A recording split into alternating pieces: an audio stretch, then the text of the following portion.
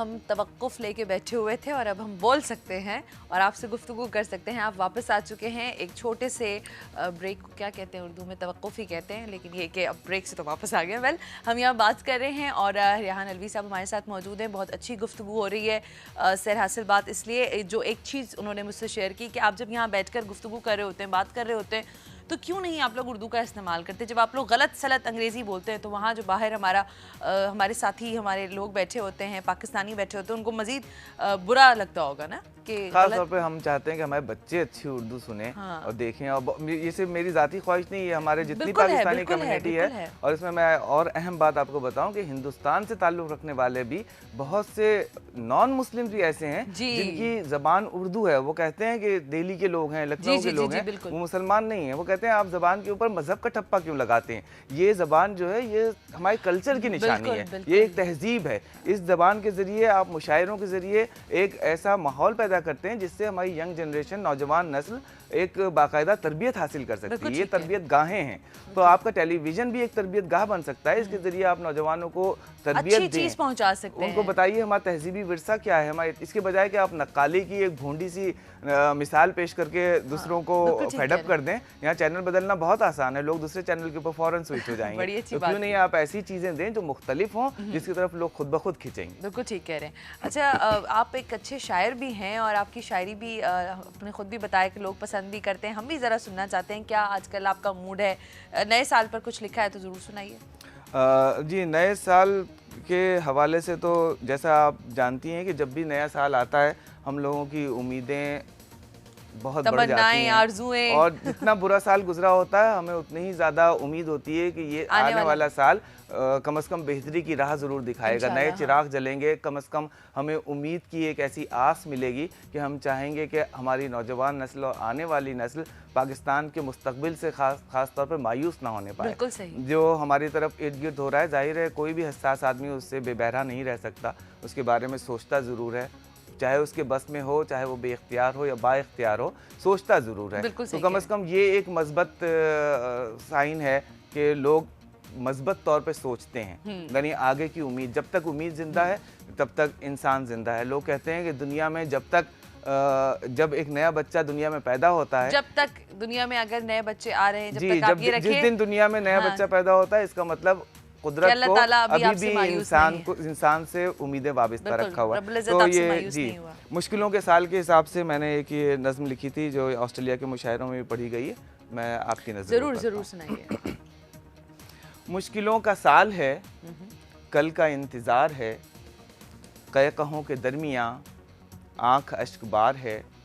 मुश्किलों का साल है, कल का इंतज़ार है, क़हक़हों के दरमियाँ आँख अश्कबार है। रहबरों के दरमियाँ ज़िंदगी मुहाल है, रहज़नों के दरमियाँ रब्त बेमिसाल है। मुश्किलों का साल है, कल का इंतज़ार है। क्या बात। आलमों के दरमियाँ इल्म को ज़वाल है, आक़लों के दरमियाँ सोचना मुहाल है। आदलों के दरमियाँ अदल तार तार है, रहज़नों के दरमियाँ शहर बेमिसाल है। मुश्किलों का साल है, कल का इंतज़ार है। शातिरों के दरमियाँ बिसाते इख्तिदार है, हाकमों के दरमियाँ जहाँ कबे पार है। आशिकों की सरजमी राह इंतशार है, साहिलों के दरमियाँ मौज बेकरार है। मुश्किलों का साल है, कल का इंतज़ार है। और ये दो बंद मैंने पाक हिंद दोस्ती के तनाजुर में कहे थे, इसे काफ़ी पजीराई हासिल हुई है सरहदों की दोनों जानिब। दोस्ती के दरमियाँ दुश्मनी मुहाल है, दूरियों के दरमियाँ क़ुर्बतों का साल है। आंधियों के दरमियाँ रात का ज़वाल है, दिए की अब रोशनी दिए की अब सरहदों के पार है। आंधियों के दरमियाँ रात का ज़वाल है, रोशनी दिए की अब सरहदों के पार है। हाँ, मुश्किलों का साल है, कल का इंतज़ार है। नफ़रतों के दरमियाँ इश्क लाज़वाल है, फासलों के दरमियाँ क़ुर्बतो विसाल है। जानो दिल पे सरहदें खींचना मुहाल है, शोरिशों का तोड़ अब राह एतिदाल है। मुश्किलों का साल है, कल का इंतज़ार है। ज़िंदगी के दरमियाँ मौत लाज़वाल है, जानो लब के दरमियाँ दुआए बेकरार है। अब मैं दरमियाँ नहीं मेरा क्या शुमार है, अब मैं दरमियाँ नहीं मेरा क्या शुमार है। बज़्म में मगर मेरा जिक्र बार बार है। वाह वाह जिक्र में बज़्म में मगर मेरा जिक्र बार बार है, मुश्किलों का साल है, कल का इंतजार है। बहुत खूबसूरत। एक मैं इसमें आपने जो बंद पढ़ा था वो जरा शेर पढ़िएगा, अदल का जो उस पे है जरा सा पढ़िए। आलमों के दरमियाँ इल्म को जवाल है, आकलों के दरमियाँ सोचना मुहाल है, आदलों के दरमियाँ अदल तार तार है, रहजनों के दरमियाँ शहर बेमिसाल है, बेहतरीन रियान अली, मुश्किलों का साल है, बहुत कल का इंतजार। बहुत खूबसूरत लिखा है माशाल्लाह से, और बहुत हसीन है, और बर वक्त और बमौका बमहल हालात को बड़े अच्छे अंदाज से आपने अपने लफ्ज़ों में उतारा है, अपनी शायरी में उतारा है। बहुत खूबसूरत लिखा हुआ है। ये जो थॉट प्रोसेस होता है, ये जो सोचने का अमल होता है, ये आपके कैसे, आपने खुद कब से लिख रहे हैं, एक तो ज़रा ये भी मुझे बताइए। और दूसरा ये कि जैसे मैंने शुरू में अर्ज़ किया कि जब हम स्टूडेंट लाइफ में थे, अपने ज़माने तालिब इल्मी में, तो उस ज़माने में स्कूल ब्रॉडकास्ट, बज़्म तलबा, रेडियो पे बहुत प्रोग्राम इस तरह के हुआ करते थे जिसमें नौजवान बहुत मसरूफ रहते थे। आजकल बदकिस्मती ये है कि हमारे नौजवानों के लिए इंटरनेट में, मोबाइल में मसरूफ रहते हैं बेचारे। सबसे ज्यादा वो जिन लोगों तक, जिनकी वहां तक रसाई नहीं है, उनके ऊपर खेलों के दरवाजे भी बंद हो चुके हैं, हमारे यहाँ बाहर की टीमें भी नहीं आ रही हैं, नौजवान मस्जिदों में पनाह ले रहे हैं जहां वो एक्सट्रीमिस्ट के हाथों चढ़ जाते हैं, तो उनके लिए राहें कम रह गई हैं। तो मेरे ख्याल में अभी भी रेडियो एक ऐसा मीडिया है जिसके ज़रिए नौजवानों को, क्योंकि FM रेडियो बहुत कॉमन हो चुका है, लोगों की गाड़ियों में मौजूद है, घरों में मौजूद है, तो हमें बचपन से ज़रा घरेलू माहौल हमारा कुछ अदबी था। मेरे बड़े भाईजान, मेरी वालिदा साहिबा, फिर मेरी बहन, मेरे दूसरे भाई, ये तमाम लोग कुछ ना कुछ अदबी सरगर्मियों में मसरूफ़ रहते थे। हमारे यहाँ जिस ज़माने में हमारे वालिद साहब एक मामूली स्कूल टीचर हुआ करते थे, उस ज़माने में भी हमारे घर में नौनिहाल, तालीम और तरबियत जैसे रिसाले आया करते थे, कभी बंद नहीं किए गए किसी वजह से। और वही आपकी तरबियत में बड़ा अहम किरदार अदा करते थे, क्योंकि आपको रीडिंग हो रही होती थी तो आपको पता चलता था कि आपने किस तरह ज़िंदगी को किस ढंग से गुजारना है। जी हाँ, मेरे ख्याल में जिसे हम कहते हैं मज़बत मताला जी, और कंस्ट्रक्टिव किस्म की, यानी वो आपकी कतल कलामी हो रही है, लेकिन उसमें जो सुनहरे उसूल, सुनहरे हुरूफ लिखे होते थे, या फुलझड़ियों के साथ जो एक ऊपर बनी हुई बंद आते थे जिसमें महकती कलियां होती थी, वो हम लोग पढ़ते थे, और उससे हमें पता चलता था कि ज़िंदगी वाकई ऐसी गुजारने का, जो बड़े बड़े लोगों के मकूले थे या उनकी ज़िंदगी के एक्सपीरियंसेस थे। पहले कॉल है, कॉल पहले ले लेते हैं, फिर आपसे बात करते हैं। हेलो, अस्सलाम वालेकुम। वालेकुम अस्सलाम। कौन बात कर रहे हैं, कहाँ से? आकिब बात कर रहा हूँ, कराची से। टेलीविजन का वॉल्यूम पहले आप बंद करें, मुझे आपकी आवाज़ नहीं आ रही है। जी कर दिया। आप अपना नाम बताइए। मोहम्मद आकिब बात कर रहा हूँ, कराची से। जी फरमाइए। जी सना, आज आप बहुत अच्छी लग रही हैं और आपका प्रोग्राम बहुत अच्छा लग रहा है। अच्छा जी, थैंक यू। अच्छा, बहुत शुक्रिया जी, थैंक यू नवाजिश, बहुत शुक्रिया, थैंक यू। अच्छा रियान साहब, तो ये जो सारी चीज़ें थी हमारी लाइफ में, अब ये ख़त्म होती जा रही हैं, हमने बच्चों की तरबियत में ये चीज़ें कम कर दी हैं। मैं मतलब इसके बारे में इतना ज़्यादा नाउमीद तो नहीं हूँ, क्योंकि हमारे यहाँ अब ज़राए बहुत से मुख्तलिफ हो गए हैं। यानी पहले अगर आप किताबों के ज़रिए बहुत कुछ इल्म हासिल करते थे, तो अब भी ज़राए मौजूद हैं।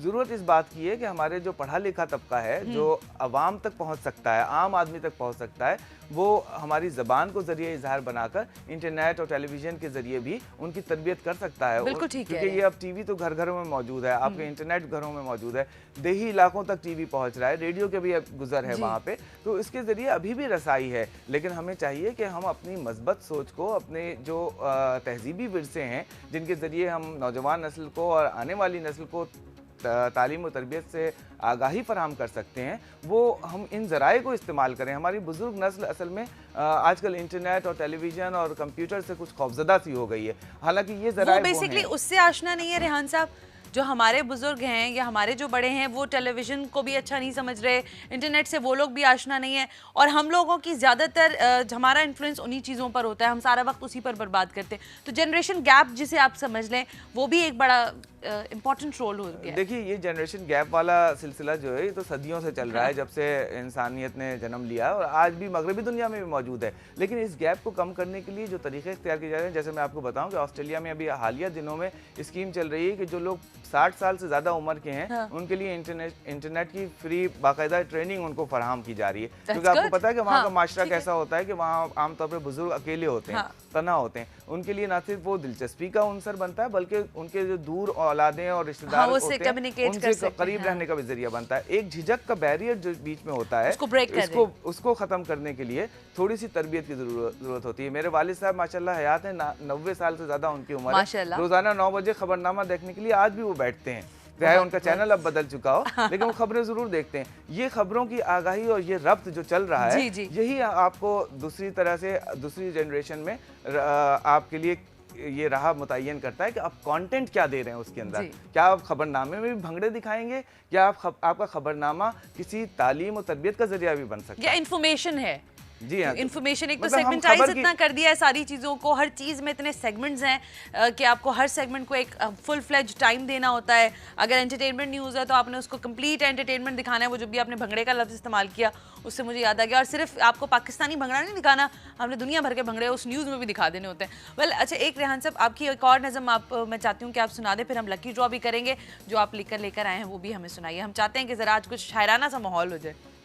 अच्छा, ये शायरों के मुतालिक ये कहा जाता है कि हसास होते हैं और अपने इर्द गिर्द के माहौल से बहुत ज़्यादा मुतासिर होते हैं, तो ये नज़्म भी थोड़ी सी सियासी है। बिल्कुल, जरूर इतनी सियासी भी नहीं है। नहीं, आप सुनाएं, हम तो सुनना चाहते हैं, सुनाइए। और इस नज़्म का उन्वान है तुम अंधियारों की बात करो, अच्छा, हम दीप जलाते जाएंगे। ये एक इंतहा पसंदी का माहौल हमारे तुम अंधियारों की बात करो, हम दीप जलाते जाएंगे। ठीक है। आपको मालूम है कि सर सैयद अहमद खान ने अलीगढ़ की जो तहरीक चलाई थी तालीम और तरबियत के लिए, पाकिस्तान में हकीम मोहम्मद सईद जैसे जय्यद लोग गुजरे हैं जिन्होंने इल्म अमल का चिराग रोशन किया। तो ऐसे ही लोगों को हम उम्मीद आप लोगों से भी रखते हैं, इंशाल्लाह आप लोग भी एक बेहतरी का काम करें, उन्हीं के नक्शे पे जी। तो जो उस राह को जो लोग बर्बाद करने की कोशिश कर रहे हैं, ये उनकी नजर है। उन्हीं सुन लीजिए भाई, अब जिसने इसका बेड़ा उठा रखा है। वेल, तुम अंधियारों की बात करो, हम दीप जलाते जाएंगे। तुम ताबीरें तस्खीर करो, हम ख्वाब जगाते जाएंगे। तुम अंधियारों की बात करो, हम दीप जलाते जाएंगे। तुम ताबीरें तस्खीर करो, हम ख्वाब जगाते जाएंगे। तुम तशना लबी को आम करो, हम प्यास बुझाते जाएंगे। तुम मायूसी की शाम करो, हम आस बढ़ाते जाएंगे। तुम जंजीरें नीलाम करो, हम हार बनाते जाएंगे। बारूद के बदले फूलों के अंबार लगाते जाएंगे। बारूद के बदले फूलों के अंबार लगाते जाएंगे। तुम अंधियारों की बात करो, हम दीप जलाते जाएंगे। तुम जुल्म बढ़ाते जाओगे, हम अज़्म बढ़ाते जाएंगे। तुम जबर बढ़ाते जाओगे, हम अलम उठाते जाएंगे। तुम अलम गिराने आओगे, हम कलम उठाते जाएंगे। तुम कलम गिराने आओगे, हम हशर उठाते जाएंगे। तुम अंधियारों की बात करो, हम दीप जलाते जाएंगे। तुम ताबीरें तस्खीर करो, हम ख्वाब जगाते जाएंगे। तुम कुफ्र के फतवे लाओगे, हम हक की दलीलें लाएंगे। क्या बात है। तुम कुफ्र के फतवे लाओगे, हम हक की दलीलें लाएंगे। तुम अपनों को ठुकराओगे, हम गैरों को अपनाएंगे। तुम नफरत को फैलाओगे, हम इश्क में नाम कमाएंगे। तुम जख्म लगाते जाओगे, हम जश्न मनाते जाएंगे। तुम अंधियारों की बात करो, हम दीप जलाते जाएंगे। तुम गुमराही फैलाओगे, कुरान सुनाते जाएंगे। तुम हिर्स का जाल बिछाओगे, ईमान बढ़ाते जाएंगे। मीज़ान गिराने आओगे, पैमान निभाते जाएंगे। तुम आग लगाते जाओगे, गुलजार बनाते जाएंगे। तुम अंधियारों की बात करो, हम दीप जलाते जाएंगे। तुम जहनों पर जलगार करो, अफकार जगाते जाएंगे। दोबारा कहिएगा। तुम जहनों पर जलगार करो, अफकार जगाते जाएंगे। तुम विरसे को मिसमार करो, शाहकार बनाते जाएंगे। तुम पूजागरों का काल करो, मेमार बनाते जाएंगे। तुम जब्र करो, कत्ताल करो, फंकार बनाते जाएंगे। तुम पूजागरों का काल करो, मेमार बनाते जाएंगे। तुम जब्र करो, कत्ताल करो, फंकार बनाते जाएंगे। तुम अंधियारों की बात करो, हम दीप जलाते जाएंगे। तुम ताबीरें तस्खीर करो, हम ख्वाब जगाते जाएंगे। बिल्कुल ख्वाब जगाते जाएंगे, और आपसे ही हमें उम्मीदें भी हैं। बहुत खूबसूरत ये भी लिखी हुई है, और बहुत तरतीब से और बहुत अच्छे अंदाज से माशरे की अक्कासी जिस तरह आपने अपने जुमलों में दी है।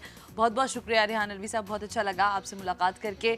बहुत अच्छी गुफ्तगू की आपने, और जितनी चीज़ें हमारे साथ शेयर की हैं कि अल्लाह करे कि जो लोग सुन रहे हैं उनके ऊपर ऐसा इम्पैक्ट भी आए ज़िंदगी के ऊपर। बहुत बहुत शुक्रिया आपकी तशरीफ़ आवरी का। ऑस्ट्रेलिया में आप होते हैं तो आप हमारा चैनल वहाँ ज़्यादा से ज़्यादा ट्यून किया करें। आप हमारे एम्बेसडर बन के जाएँ, वहाँ पर न्यूज़ में लगाया करें, जहाँ जाया करें न्यूज़ में लगा दिया करें। और हमें यहाँ पर जितनी दफ़ा फैसिलिटीज़ मिली तो हम आपको ज़रूर सुनते रहेंगे और देखते रहेंगे इंशाल्लाह। बहुत बहुत शुक्रिया आपका और आपके नाज़रीन। बहुत बहुत शुक्रिया। आप तशरीफ़ रखिए। यहाँ पर एक लकी ड्रॉ है। अगर हमारे एक कैमरा पर्सन आप आ जाएं, एक यहाँ पे ज़रा ये वहाँ तक बाउल ले जाए। भाई क्या हो गया है, नहीं आने? अच्छा आज आज आज शाबाश, ये बाउल उन तक पहुँचा दें ताकि ये इसमें से एक पर्ची हमें निकाल के दे दें। अच्छा कैमरामैन हमारे, नाम क्या है इनका? नाम क्या है? कासिम। कासिम कासिम बड़े काम कर रहा है बेचारा। Thank you Qasim. अच्छा जी, पर्ची है। अब नाम किसका है ये मुझे नहीं पता है। खुल जा सिम सिम। मिसेस जिया फ्रॉम कराची, आपको मिला है एक्सपर्ट स्टोव की तरफ से आपका गिफ्ट, इंशाल्लाह पहुंच जाएगा बहुत जल्दी। नाम दिखाना है? अच्छा मिसेस जिया पक्का नाम है, क्या झूठ थोड़ी बोल रही हूँ। अच्छा जी, आपको बहुत बहुत मुबारक हो, थैंक यू वेरी मच। आप लोगों ने, जितने लोगों ने मुझे कॉल किया, अप्रिशिएट किया, शो को यहाँ तक आज तक बर्दाश्त किया, आप सबका बहुत बहुत शुक्रिया। और मेरी तो दुआ यही है कि अल्लाह करे कि आप लोग तक जो बातें पहुँचाई हैं, जो बातें हम लोग यहाँ शेयर करते हैं बैठकर, अपनी थॉट्स शेयर करते हैं, अपने एक्सपीरियंसेस आपको बताते हैं, मेरी तो सिर्फ ये दुआ है कि आप उसमें से अच्छी अच्छी चीज़ें, जिसे कहते हैं ना पॉजिटिविटी, चुनते जाएं और अपनी ज़िंदगी को आसान बनाएं। ज़िंदगी का नाम ही यह है कि दूसरों में भी आसानियाँ रखिए और अपनी ज़िंदगी को भी सहल रखिए। लोगों पर प्रेशर बनाकर रखना, उनको हर वक्त किसी ना किसी चीज़ में सिर्फ उलझाए रखना ही ज़िंदगी नहीं। लोगों में जितनी आसानी, हो सकता है कि किसी की बात आपको अच्छी ना लगती हो, किसी का अंदाज़ अच्छा ना लगता हो, लेकिन इसका मकसद ये नहीं है कि आप उसके ऊपर अपनी राय इम्पोज करते रहें। आप अपने आप को भी आसानियों में रखें और दूसरे के लिए भी आसानियों के लिए रास्ते खोलें। तो इससे न सिर्फ ये कि इस दुनिया में भी बल्कि उस जहान में भी आपको आसानी ही मिलेगी। प्रोग्राम आप तक मैंने पहुँचाया, बहुत दिल के साथ पहुँचाया था। उम्मीद यही करती हूँ कि आप लोगों को पसंद भी आया होगा। मेरी टीम है छूलो आसमान की भी मेरी अपनी ही टीम है। गाहे गाहे आप लोगों से मुलाकात इंशाल्लाह यहाँ से नहीं तो फिर कहीं और से होती रहेगी। यहाँ से जब मैं फारिग हो जाऊंगी तो न्यूज़ पे पढ़ने चली जाऊंगी, तो आप मुझे वहाँ देखते रहिएगा। लेकिन अपनी राय से मुझे ज़रूर आगाह कीजिएगा कि प्रोग्राम कैसा लग रहा है और आप मजीद और क्या चेंजेस देखना चाहते हैं। आमना को ज़रूर बताइएगा, कल से वो आपको ज्वाइन कर लेंगे इंशाल्लाह ताला। जब तक के लिए अपनी मेज़बान सना हाशमी को इजाज़त दीजिए, अपना बहुत ख्याल रखिएगा। अल्लाह हाफ़िज़।